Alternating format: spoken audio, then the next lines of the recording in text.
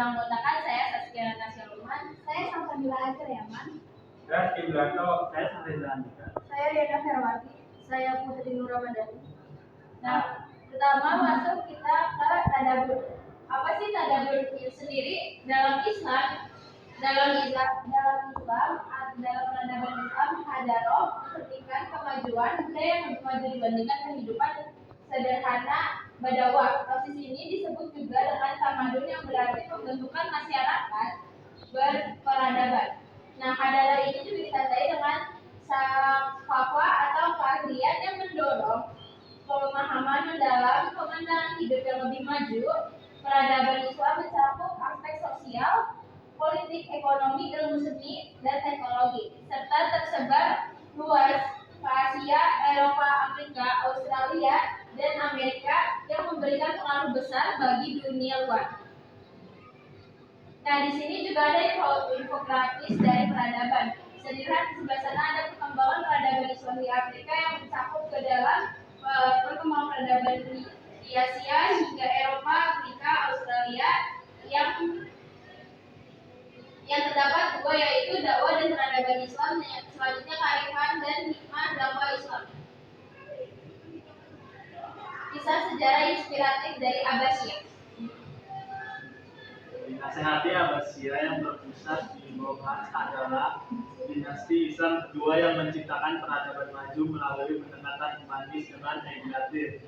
Mereka memajukan ilmu pengetahuan dengan menerjemahkan buku-buku asing ke bahasa Arab, menjadikan Baghdad pusat peradaban dunia dalam ekonomi, politik, dan budaya. Namun, kemudian terjadi akibat lemahnya kepemimpinan, konflik internal, dan kurangnya antisipasi terhadap ancaman dari luar.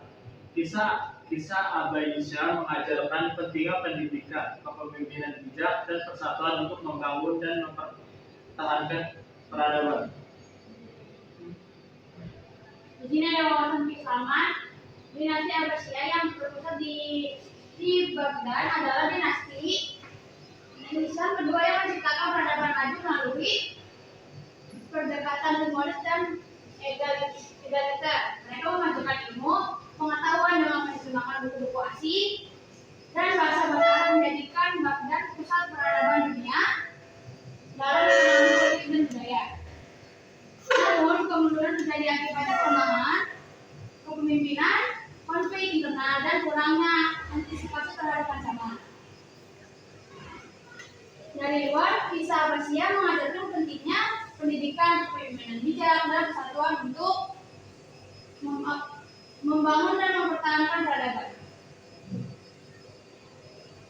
Selanjutnya ada beberapa keadaan peradaban Islam dari umat salah satu negara di Asia, yaitu Pakistan, Republik Islam Pakistan. Di Asia Selatan ada negara Pakistan yang berbatasan dengan Iran di barat, Afghanistan di barat laut, India di tenggara, Jammu dan Kashmir di timur laut, dan Laut Arab di selatan. Negara ini berpenduduk umat Islam berjumlah 97% dari seluruh jumlah penduduk, dengan ibu kota Islamabad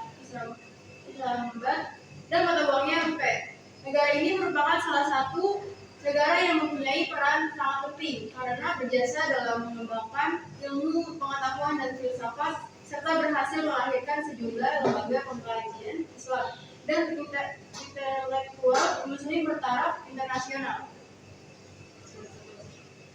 Nah, selanjutnya ada peradaban Islam di benua Eropa. Yang pertama adalah masa kealifahan Islam di Spanyol atau disebut juga Andalusia yang berlangsung selama kurang lebih 8 abad. Dan pemerintah umat Islam di beberapa pulau, yaitu seperti Prancis Selatan, Sisilia, dan juga Italia Selatan. Nah, kealifahan di Spanyol ini berakhir pada tahun 1492 sesudah penguasa Kristen memaksa khalifah terakhir dari dinasti Bani Umayyah kedua, Abu Abdillah, untuk menyerang. Lalu yang kedua adalah masa penyebaran tentara Mongol pada abad ke-13. Nah, penguasa Mongol yakni dinasti Khan beragama Islam yang kekuasaannya berpusat di Sungai Volga, sebuah utara laut Kaspia dan Laut Tengah. Ia meninggalkan penduduk muslim di sekitar Sungai Volga hingga Kaukasus dan Crimea yang terdiri dari orang-orang Tatar. Lalu yang ketiga adalah masa ekspansi Khalifahan Turki Utsmani, yaitu yang berlangsung pada abad ke-14 dan ke-15 di wilayah Balkan dan Eropa Tengah. Akibat ekspansi itu, sampai sekarang terdapat kaum muslim keturunan Turki di Yugoslavia, Rumania, Yunani, Bosnia, Herzegovina, dan di Albania. Di Albania, umat Islam sendiri merupakan penduduk mayoritas. Lalu yang terakhir adalah masa kaum imigran muslim memasuki benua Eropa setelah Perang Dunia Kedua. Nah, terutama negara-negara industri seperti Prancis, Jerman, Inggris, dan juga Belanda dan Belgia.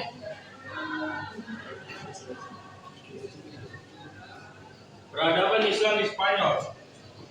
Penduduk Muslim yang bermukim di Spanyol dewasa ini terdiri dari keturunan umat Islam yang terusir pada peristiwa Reconquista 1492 Masehi. Kaum imigran pencari kerja yang bertempat tinggal di Spanyol hanya sementara, dan kaum Nelson pada tahun 1990 adalah sebesar 250 orang.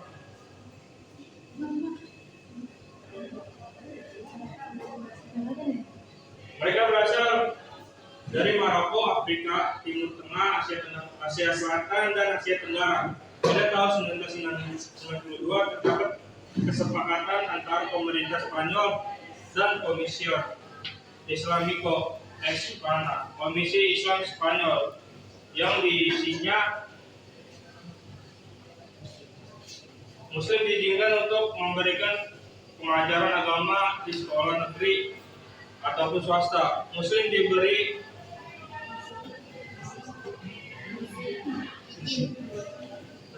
izin membangun sekolah yang dikelola sendiri, memberikan izin melaksanakan ibadah di angkatan bersenjata, rumah sakit, dan penjara, mendapatkan keringanan pajak, memberikan izin merayakan hari raya keagamaan, dan difasilitas untuk memperoleh makanan halal. Peradaban Islam di Prancis. Di Prancis, jumlah penduduk muslimnya mencapai 7% dari total penduduk yang ada. Mereka mayoritas berasal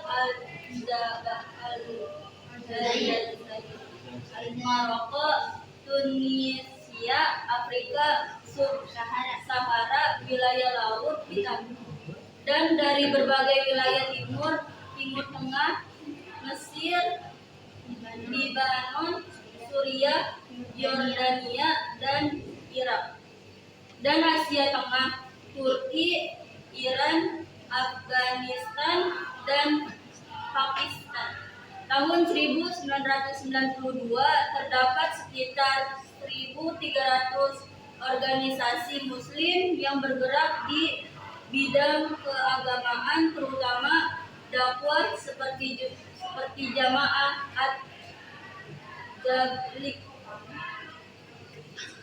At-Tabligh wa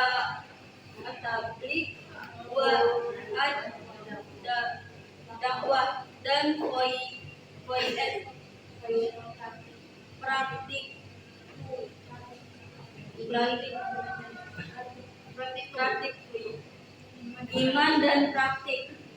Dan ada juga yang menjadikan agama bukan sebagai satu-satunya tema pokok kegiatan, misalnya generasion egalit, generasi kesamaan, Prancis Pius, dan generasi emigran Afrika Utara. Beberapa tahun terakhir ini ada upaya untuk mengkoordinasi organisasi kaum muslim di Prancis yang cukup banyak itu hal.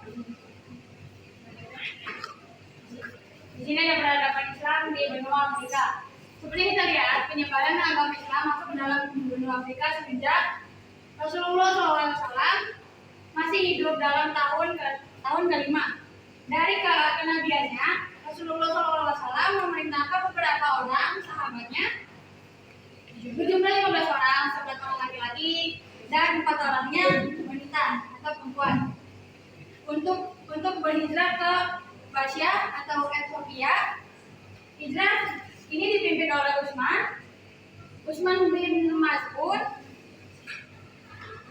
dengan maksud untuk menghindari penyiksaan dan menyelamatkan diri dari kaum kafir Quraisy serta mendakwakan agama Islam. Selain itu pada tahun ke-6 hijrah Nabi SAW mengutus sahabatnya Hatib bin Abi Balta'ah untuk menyampaikan surat-surat dakwah seruan masuk Islam kepada Muqawqis, penguasa Mesir, gubernur Romawi Timur. Yang A yaitu Mesir. Mesir sebagai salah satu negara agraris yang menghasilkan kapas, badi-badian, sayur mayur, tebu dan buah-buahan, juga terdapat industri tekstil, pariwisata dan bahan kimia, baja, dan semen pupuk. Negara ini besar jasanya bagi kemajuan umat Islam di bidang ilmu, pengetahuan, pendidikan, dan kebudayaan. Hal ini ditandai dengan didirikannya berbagai perguruan tinggi, dan yang tertua adalah Universitas Al-Azhar di Kairo yang didirikan oleh Jauhar Al-Khatib As-Sakili pada tanggal 7 Ramadan 360 22 Juni 972 Masehi. Yang kedua ada Al-Jazair. Al-Jazair terletak di Afrika Utara. Untuk pemerintahannya ialah Republik. Adapun ibu kotanya adalah Algiers dan bahasa resminya ialah bahasa Arab dan bahasa Prancis. Penduduknya yang beragama Islam berjumlah 99,1% dan seluruh penduduk Aljazair diperintah oleh bangsa Romawi. Semenjak tahun 40 Masehi oleh Kandala dan tahun 429 sampai 534 Masehi oleh Bizantium dan tahun 534 sampai 660 Masehi akhir abad ke-7 dikuasai umat Islam. Nah, yang C ada Tunisia. Aljazair terletak di Afrika Utara. Untuk pemerintahannya ialah Republik. Adapun ibu kotanya adalah Algiers dan bahasa resminya ialah bahasa Arab dan bahasa Prancis. Penduduknya yang beragama Islam berjumlah 99,1% dan seluruh penduduk Aljazair diperintah oleh bangsa Romawi semenjak tahun 40 Masehi oleh Kandela dan tahun 429 sampai 534 Masehi oleh Bizantium dan tahun 534 sampai 690 Masehi akhir abad ke-7 dikuasai umat Islam.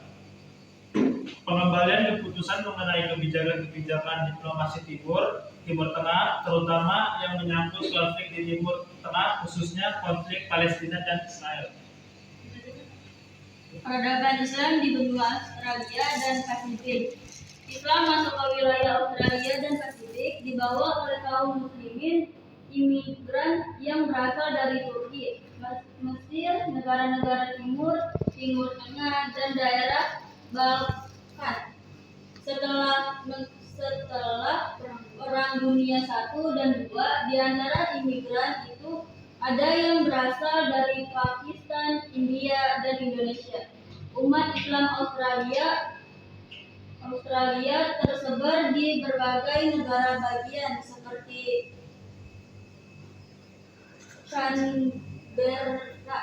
Canberra, Victoria, Australia Barat, Kepulauan Christmas, Queensland, Australia Selatan, Northern Territory, dan Tasmania. Selain itu, umat Islam terdapat pula di Selandia Baru, Kepulauan Solomon, Vanuatu, Samut Barat, dan Papua Nugini. Selanjutnya adalah peradaban Islam di benua Amerika. Sebenarnya peradaban Islam di benua Amerika sendiri tidak diketahui kapan yang pastinya peradaban Islam di benua Amerika ini dimulai. Tapi dapat disimpulkan bahwa peradaban Islam di Amerika dimulai pada tahun 1492 Masehi. Nah, kalau bukti kebenaran itu sampai sekarang masih diselidiki. Dan awal mulanya adalah berawal dari kaum muslimin Spanyol yang menemukan benua Amerika itu dan menjalankan tugas untuk menyebarkan agama Islam. Selanjutnya ada umat Islam kulit hitam. Tidak hanya umat Islam yang berkulit putih, tetapi kita juga memiliki saudara dan saudari umat Islam yang berkulit hitam. Nah, umat Islam kulit hitam ini dimulai pada tahun 1931 Masehi yang berasal dari Amerika Serikat yang didirikan oleh Wells Fargo Muhammad, atau dikenal juga dengan kaum muslim kulit hitam, atau bisa disebut juga dengan Noi Nation of Islam, bangsa Islam. Pada tahun 1934 Masehi, Wells Fargo Muhammad meninggalkan Amerika Serikat, hingga akhirnya organisasi Black Muslim ini dipimpin oleh Elijah Muhammad pada tahun 1897 sampai dengan 1975 Masehi. Presentasi dari kelompok kami, apakah ada yang ingin ditanyakan? Saya Boleh dari Erin dulu. perkenalan, nama saya Erin Nur Hidayah. Saya dari kelompok 2. Izin bertanya, peradaban Islam berkembang di mana saja? Itu saja. Terima kasih. Ya baik, terima kasih kepada Erin Nur Hidayah atas pertanyaannya. Izin menjawab, peradaban Islam sendiri berkembang di benua Asia, Eropa, Australia, dan juga Amerika. Ada lagi yang ingin ditanyakan? Kenalkan, nama saya Zakia Prinsipa, saya dari kelompok 2. Saya izin bertanya, apa itu Hodaro? Baik, sebelumnya terima kasih Zakia atas pertanyaannya. Hodaro sendiri adalah cerminan dari kemajuan kebudayaan yang lebih maju dibandingkan kehidupan yang sederhana. Apakah ada yang bertanya lagi? Tidak ada, terima kasih. Jika tidak ada, saya tutup. Saya akhiri. Sekian presentasi dari kelompok kami. Kurang lebihnya mohon maaf. Wassalamualaikum warahmatullahi wabarakatuh.